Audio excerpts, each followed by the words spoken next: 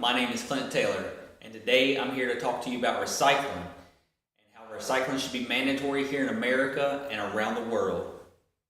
Disney has predicted the future with a disturbing fairy tale, which could one day become reality for future generations.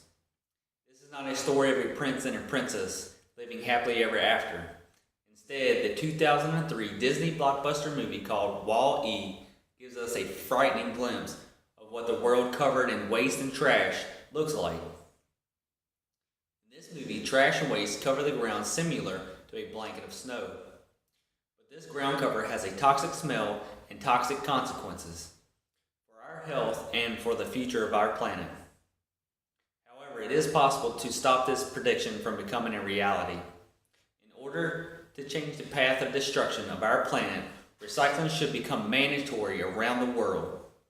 This is needed in order to cut down on landfill buildup and prevent the planet from becoming covered in waste. According to the popular social movement website DoSomething.org, Americans make more than 200 million tons of garbage each year, enough to fill Busch Stadium from top to bottom twice a day. Of course, instead of a stadium, our garbage is collected on a weekly basis as we routinely roll our trash cans to the curb. The waste from our trash bins finds its way to local landfills. Landfill waste poses a huge problem as it has economic and environmental impact, and secondly, due to such things as slow decomposition rate, which in many cases takes thousands or even millions of years. For example, in a landfill where there are not many forces like wind and water that erodes materials or special chemicals that can weaken glass, the Container Recycling Institute estimates it likely takes 1 million years or more for glass to degrade. To put this in perspective, in 2009, Americans threw away almost 9 million tons of glass. That could fill enough tractor trailers to stretch from New York City to Los Angeles and back. It is glass and other items such as plastic and paper which have rendered several thousands of land virtually useless due to the need of landfills, whereas they could have been used for agriculture or social purposes. If recycling becomes mandatory, we can decrease the size of our landfills at a faster pace than we are now.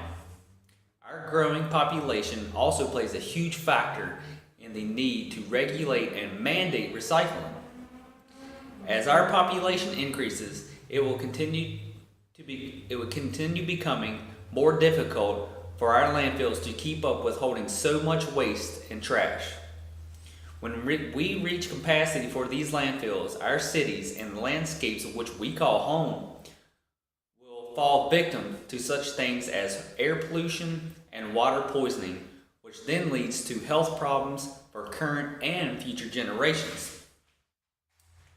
The benefits of recycling helps us keep pollution in check and decreases it little by little. According to the Waste Management in a lifetime, the average American will throw away 600 times the amount of his or her adult weight in garbage. For example, a 150-pound adult will leave a trash legacy of 90,000 pounds. There is roughly 318 million people in the United States. Imagine the amount of land which will be needed to keep up with the storing of all the waste that we produce if recycling does not become mandatory. Roughly 60% of the trash which we throw away can be recycled or composed. However, when we bury trash in the landfill, we are losing valuable natural resources and wasting the energy, water, and transportation costs used in this production.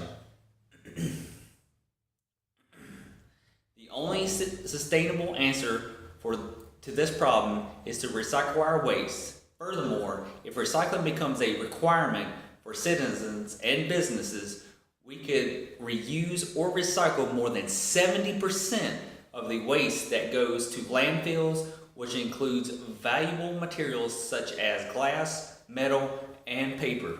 National Geographic has concluded through research that about 2/3 of the landfill's waste is biodegradable. The waste rots, decomposes, and produces harmful gases, carbon dioxide and methane, adding to global warming.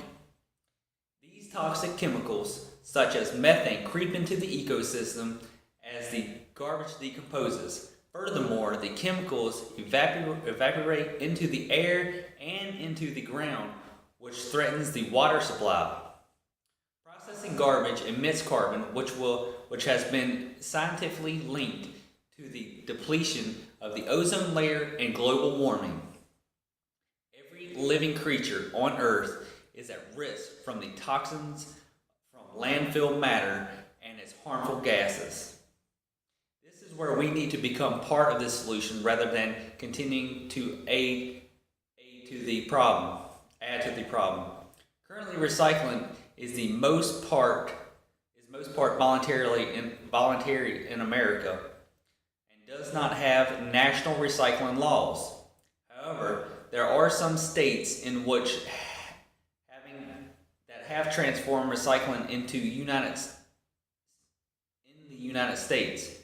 According to Waste Management, the states with the most aggressive requirements, such as New Jersey and California, tend to have the highest recycling rates. American recycling rate has doubled 30% in the past 15 years since 1990. States become actively involved in promoting recycling, state laws wouldn't stay in effect as if it wasn't for widespread support for recycling at the local level. As long as collection programs are efficient and economical, the support will continue. We need to have federal recycling legislation